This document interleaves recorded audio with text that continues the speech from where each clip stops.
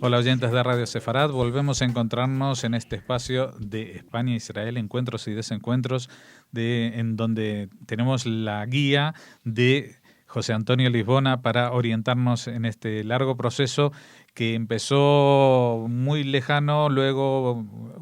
culminó en la firma de relaciones diplomáticas en el año 86, pero que en el último capítulo habíamos transitado hasta el año 98 y a partir de ahí empezaremos hoy. Hola, José Antonio. Muy buenas tardes, Jorge. Efectivamente, como habíamos quedado en el último capítulo, había habido en el año 96 un cambio significativo de alternancia política, como sucede en dos países democráticos, como pueden ser España e Israel, en el cual habían llegado al gobierno José María Aznar en España como presidente del Partido Popular y como presidente del gobierno español, y había llegado como mandatario del Likud y como mandatario de Israel Bibi Netanyahu. En Israel el conflicto interno motivó que Netanyahu cediera al gobierno Ehud Barak, un gobierno socialista otra vez, donde nos encontramos un viejo amigo de España que había sido embajador, como Shlomo Ben-Ami, que en ese primer gobierno de Ehud Barak primero será ministro de Seguridad Nacional y posteriormente acabará siendo primero ministro interino de Asuntos Exteriores y más tarde ministro de Asuntos Exteriores. José María Aznar todavía durante su mandato hasta el 2004 conocerá un tercer primer ministro israelí, como será Ariel Sharon, de los cuales tendrá una relación muy tensa y conflictiva. Analizábamos en el anterior capítulo esa relación entre Netanyahu y Aznar, que a una distancia de que para Aznar tenía una imagen del débil y el fuerte, el opresor y el oprimido, David y Goliat, respecto a lo que sería Palestina y Arafat, que luego se repetirá y será mucho más, digamos, incisiva en los periodos con Ariel Sharon. Es un periodo 96, 98, 99 en que efectivamente las relaciones vuelven a ser condicionadas por los avances o retrocesos en el proceso de paz y por lo tanto durante ese periodo, que había sido un periodo de retroceso, más que retroceso, digamos, para ser justos, de que el proceso de paz se duerme o que efectivamente se consideran que no hay avances, por lo tanto también José María Aznar y el gobierno español tienen una posición más tímida respecto al conflicto, aunque siempre se mantiene esa tradicional amistad hispano-árabe que siempre vinculamos siempre en las relaciones frente a Israel. Es un poco, yo siempre digo que a diferencia de lo que se podría decir de la política exterior francesa de doble juego, su posición pro-árabe y su posición en función de qué primer ministro, presidente de la República es más cercano a Israel, en el caso español yo no lo llamaría doble juego, pero sí lo llamaría de una posición que quiere ser equilibrada y no parcial, y acaba siendo lo contrario. Es directamente una posición de balanceo, de compensación, una posición de compensación de un gesto hacia el mundo árabe, un gesto hacia el mundo israelí, un gesto hacia el mundo israelí, un gesto al mundo árabe. Por lo tanto, partíamos de que España todavía no rompe sus lazos con el mundo árabe, sus presiones con el mundo árabe, por lo tanto, siempre que se visite Israel, previamente se ha pisado tierra árabe, ya sea el Cairo, ya sea Amán, ya sea Beirut, ya sea en otras ocasiones, peor, Damasco. Pero sí que en ese periodo de 2 años comienza a haber una relación que para hoy no se entendería la relación que tiene José María Aznar con el primer ministro israelí Netanyahu si no consideramos que ellos se reencuentran en José María Aznar y Netanyahu logra desbloquear mentalmente a José María Aznar de los temas del débil y el fuerte en esa reunión que tiene en una finca de Toledo en marzo del 98. Nuevamente es el periodo de Ehud Barak, donde hay una posición de correr con una presión importante de Clinton para cerrar lo que sería Camp Davis y lo que sería luego Taba. Fracaso de ambos temas. Hay un tercer personaje que es ahí, que lo dije en el anterior capítulo, pero pesará posteriormente porque será ministro de Asuntos Exteriores español, pero en ese periodo no es ministro español, es un enviado especial y bajo su gorra tiene las banderas de toda la Unión Europea, pero difícilmente para Israel, cuando se ve a Miguel Ángel Moratinos, se ve la bandera azul y estrellas amarillas de la Unión Europea, se ve como un personaje español y luego pesará en la imagen que pueda tener España e Israel y la imagen que pueda dar el ministro Moratinos. Tenemos personas que Aznar, en ese segundo mandato que comienza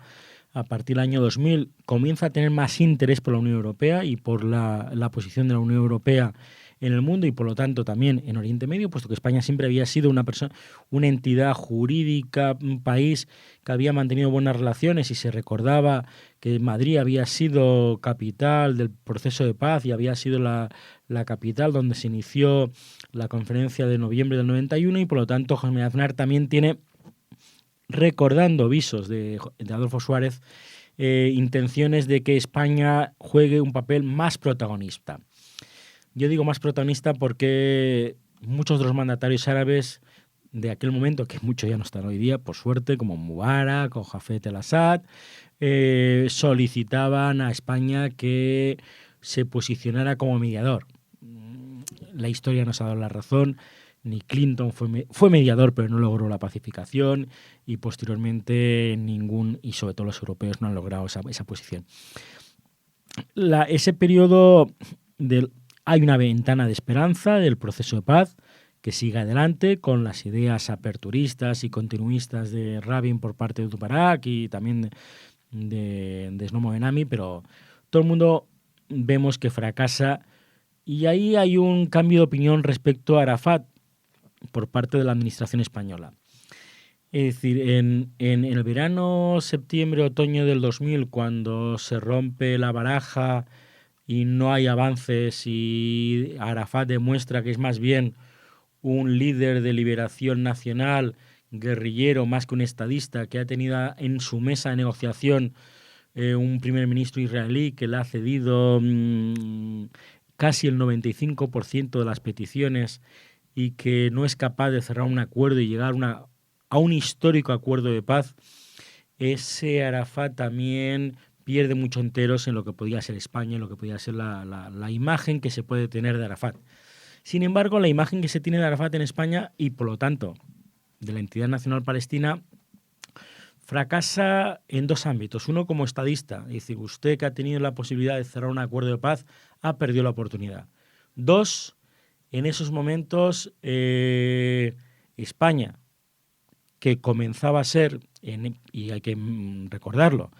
el inicio de la ayuda de cooperación más importante, que luego desarrollada por los gobiernos de Zapatero, la inició el gobierno de Aznar, en muchos casos dirigida por la Unión Europea, donde estaba Miguel Ángel Moratinos. Pero en ese sentido, la imagen de Arafat, la imagen de la Autoridad Nacional Palestina, también se mancha con graves acusaciones de corrupción y con graves acusaciones de malversación de fondos. Uno, Arafat pierde la imagen de estadista. Dos, pierde la imagen de que lleve a su pueblo a una situación mejor de la que podía ser un pueblo de refugiados en los campos de Jordania, los campos del Líbano o cualquier otro campo después. Sin embargo, Arafat para el gobierno español y el de José María Aznar sigue siendo el interlocutor y sigue siendo un aliado de Arafat en el sentido, es lo único que tenemos, es la imagen más moderada que se tiene. Por lo tanto, la imagen de apoyo y solidaridad del gobierno de José María Aznar respecto a Oriente Medio va a ser la misma. Aún durante la guerra del Golfo. Cuando se inicia lo que se llamaría la guerra del Golfo y que tantas críticas ha tenido el gobierno de José María Aznar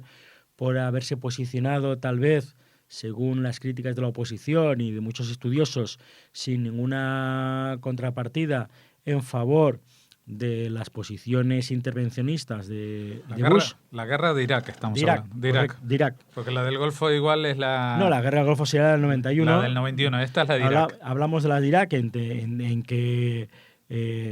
nos posicionamos en la famosa foto de las Azores, Bush, Tony Blair, Barroso como anfitrión en las Azores y José María Aznar. Se da una circunstancia importante, que mientras somos los más prooccidentales en favor de una intervención lógica en Irak, junto con norteamericanos y británicos, pero no perdemos nuestra identidad de intentar estar cerca del mundo árabe, estar cerca del mundo palestino. Cosa que también sucede un poquito con Tony Blair, que también hablaba siempre a George Bush, hijo de abrir la mano a posiciones de Yasser Arafat. España se convierte en uno de los países más prooccidentales a favor de Estados Unidos en la intervención en el mundo árabe, en el mundo de Irak. Sin embargo, no es lo mismo en el mundo del conflicto árabe-israelí. Y la posición pro-norteamericana que había tenido José María Aznar en favor de Bush sigue siendo una posición en que a cualquier petición que le hace José María Aznar a Bush para que reciba, escuche, medie y que facilite el contacto con la Autoridad Nacional Palestina, el rechazo de Bush es total. El rechazo de Bush es total respecto a Arafat y respecto a la Autoridad Nacional Palestina, en que ya comenzaba en ese momento a engendrarse una posición que luego será letal para Israel, muy dura para Israel, y gracias a Dios en los años en que nos encontramos no recordamos los momentos entre el año 2000, 2002, Segunda Intifada, y el resultado de la Segunda Intifada, esos escalofriantes atentados suicidas por parte de los grupos islamistas de Yihad, la Yihad y otros grupos islámicos de Hamas incluido, posteriormente mucho más efectivos. Y para los estudiosos hay que ver la contraposición y comparación. En ese igual momento, Alemania tiene una posición en contra de Estados Unidos en la intervención a Irak, pero tiene una posición a favor de Estados Unidos en contra de Arafat, en contra de los palestinos, a favor de Sharon. En el caso español, la posición española a favor de Bush, a favor de la intervención, no lleva a arrastrar la posición norteamericana a favor de los palestinos a la posición de Arafat. Lo cual lleva a que el gobierno Barak se desintegra, efectivamente pierde y vuelve a aparecer un partido interesante como era el partido Kadima, a cuyo frente aparecía Ariel Sharon, que Ariel Sharon volverá a ser en la imagen pública española alguien que se recordaba en la época del Partido Socialista, en que había sido el demonio de Sabri Shatila, y luego para los gobiernos del Partido Popular será el demonio que recordará el acoso y derribo contra Sharon. Nunca se llevaron bien... Contra Arafat. Nunca se llevaron bien a Aznar y Sharon. Sharon, hay que decir que Sharon es el mismo Sharon que hizo la guerra del 73, que fue ministro de Agricultura, que fue ministro de Defensa. Como ministro de Defensa hizo la invasión del Líbano, que sucedió durante su mandato el tema de Sabri Shatila, y aparece como mandatario vencedor de un partido de centro que también tiene como otros miembros dentro de ese Kadima, miembros del partido que se habían salido del Partido Laborista. Por lo tanto, el mismo Pérez. El Simón Pérez, efectivamente, y otros mandatarios del Partido Laborista. Es una oposición más de centro, pero en ese momento, y reitero, en las relaciones bilaterales España-Israel van a condicionarlas, van a ser rehenes de lo que será el conflicto. Y a partir de la Segunda Intifada, finales del 2000, con gran algidez en el 2002, en una situación, como he dicho anteriormente, de atentados día sí, día no, contra autobuses, mercados, discotecas, restaurantes, donde no morían una o dos personas, sino morían lamentablemente 20, 30 personas, la situación de ruptura del gobierno entonces de Ariel Sharon contra la Autoridad Nacional Palestina, a la cual se acusaba de tibieza y de tener una posición, digamos, cómplice, como mínimo, si no facilitadora de los atentados, llevaba a que en ese momento, de lo que yo llamaría los 3-4 momentos más difíciles de las relaciones después de tenerlas, después de haber estado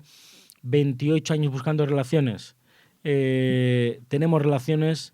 Y en la historia de las relaciones ha habido 4 momentos difíciles. Uno, durante el cerco del ejército de Israel, Al-Atashal, a Yasser Arafat, en Muqata, abril-mayo del 2002, presidencia europea con José María Aznar. 1. 2, grave conflicto de imagen y de encontronazo personal y público entre el España socialista de Zapatero y Israel cuando la invasión del Líbano agosto del 2006. Tercer momento de crisis grave, menor que el del Líbano, pero también importante, posición de grandes acusaciones contra Israel por parte del gobierno Zapatero, que sería enero del 2008, enero 2009, lo que sería la guerra a Gaza, la introducción. Plomo fundido, la operación Plomo fundido. Y por cuarto... el Mavi Mármara. No, yo creo que el Mavi Mármara sí, pero es más residual. Yo creo que para Israel, después de la guerra de Gaza de enero del 2009, se produce algo que nunca había sucedido y para Israel es muy importante, que fue que la justicia española, Audiencia Nacional, iniciara la apertura de expedientes de investigación penales contra mandatarios civiles y militares israelíes, lo que se llamaría la jurisprudencia internacional por el juez Francisco Andreu, y eso para un Estado como Israel, cuyo ejército la ha defendido tanto de la supervivencia desde el año 48 hasta la actualidad, ver que militares en su acto de servicio han realizado acciones de combate que para unos jueces internacionalmente en España les podían encausar, eso motivó, no diría la ruptura de relaciones diplomáticas, pero sí unos toques de atención por parte del presidente Olmert y de la la ministra de Asuntos Exteriores, Tzipi Livni, muy importantes. Lo que quiero decir en ese caso es que José María Aznar, en ese primer momento con Barak, no hay avances, y luego habrá unos momentos difíciles entre el finales del gobierno de José María Aznar y la situación de la segunda intifada con Ariel Sharon. Bueno, pero eso ya corresponderá a un nuevo capítulo. Vamos a dejarlo aquí. Vamos a ver este capítulo en el que han desfilado muchos nombres. Hemos empezado con Ehud Barak, con los problemas de cambio de imagen de Arafat, con la influencia que tuvo el América de George Bush y los atentados, por supuesto, de Al-Qaeda que desembocaron en la guerra de Irak, y el ascenso de Ariel Sharon a la máxima jefatura del gobierno en Israel. Así que vamos a despedirnos por hoy. Muchas gracias, José Antonio Lisbona, por habernos acompañado. Y ustedes no se olviden, dentro de 2 semanas más.